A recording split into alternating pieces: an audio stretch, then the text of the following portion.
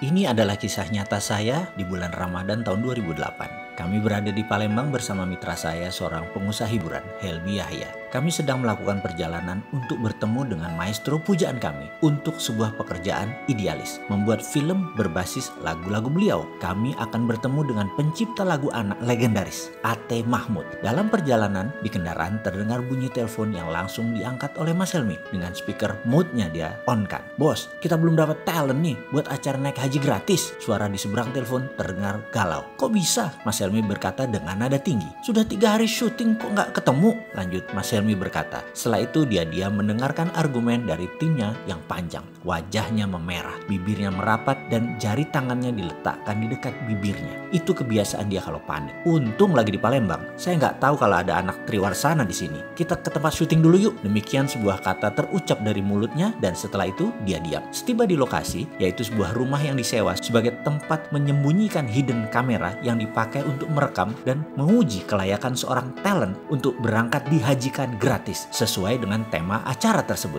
Mas Helmi memiliki standar yang sangat ketat. Seseorang tersebut bukan layak dihajikan gratis, bukan karena direkomendasikan oleh orang lain, tapi harus lulus tes. Ini memang memakan biaya, memang memakan waktu, tapi inilah kesempurnaan yang menjadi cirinya. "Mana data syuting talent hidden kamera yang kemarin-kemarin?" katanya lagi. Dalam sekejap dia menyaksikan video rekaman-rekaman para talent tersebut dites berbagai cara tesnya. Dengan hidden kamera kita memperhatikan Ustadz ini, Bapak Anu, ujung-ujungnya tidak ada yang layak. Lalu saya disuruh menilai. "Bosman, kamu lihat tuh yang dites pas sebelum Jumatan, 2 Ustadz." Mas Helmi keluar dengan muka merah. Saya turuti perintahnya dan menyaksikan. Biasa kami menggunakan penguji si Rini, spesialis pengujian. Cantik, dewasa, anggun, lengkap dengan jilbab dan aura kerendahan hatinya. Dia melakukan aksi ujiannya di depan Ustadz yang dimaksud. Dia datang jam 11.30 lalu berkata, "Saya ada masalah dengan perkawinan, saya ada masalah dengan suami saya." Dan seterusnya dia bercerita sangat meyakinkan. Sang Ustadz talent tadi yang sedang diuji mulai berdalih,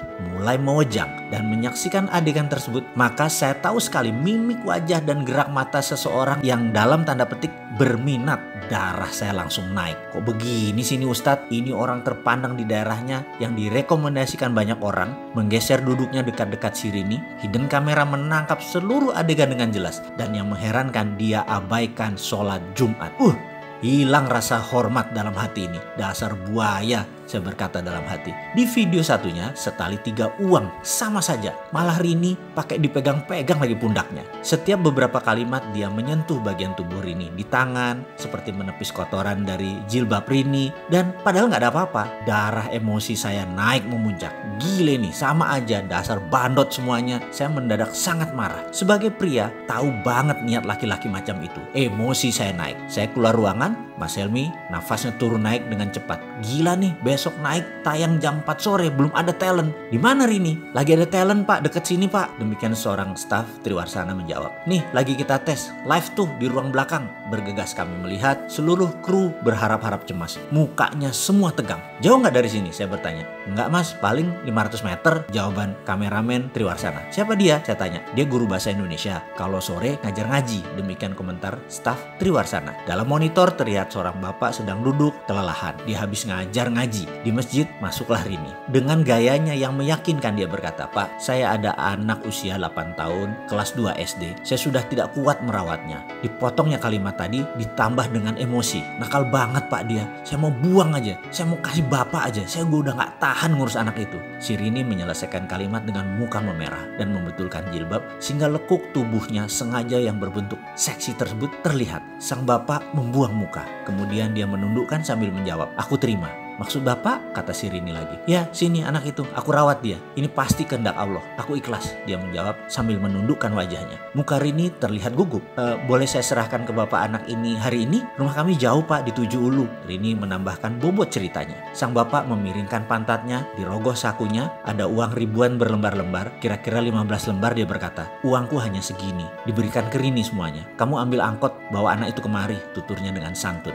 Setiap adegan ini kami menyaksikan dengan tegang. Bahkan penduduk sekitar mulai menggerombol di tempat kami. Sesak udara ruang monitor tersebut. "Ayo kita ke sana, full kamera," kata Mas Helmi memecahkan ketegangan. Bergegas kami berangkat. Penduduk sekitar mengikuti gerak kru sebanyak 15 orang. 3 kamera, 2 sound boom sangat menarik perhatian warga kampung sekitar. Setibanya kami di lokasi, kamera langsung keluar dari segala penjuru. Sang bapak terkejut, wajahnya bingung. Kemudian Mas Helmi Yahya muncul dengan mengatakan, "Alhamdulillah, bapak dapat hadiah naik haji gratis." Sang bapak terkejut bukan main. Wajahnya bergetar, giginya bergemerutuk, tak bisa berkata-kata, bersujud di sajadah berkali-kali. Dan selang beberapa menit hadir penduduk sekitaran, kira-kira 500-an warga kampung sekitaran, dan tanpa komando mengumandangkan kata-kata, "Labaik Allahumma labaik." 500-an orang lebih meneriakkan kata-kata tersebut berulang-ulang. Bergetar kami semua. Air mata saya turun tanpa sebab. Saya bertanya pada seorang ibu yang berdiri sambil menangis. "Siapa dia, Bu?" tanya saya. "Oh, dia Pak Rahmat. Dia guru bahasa Indonesia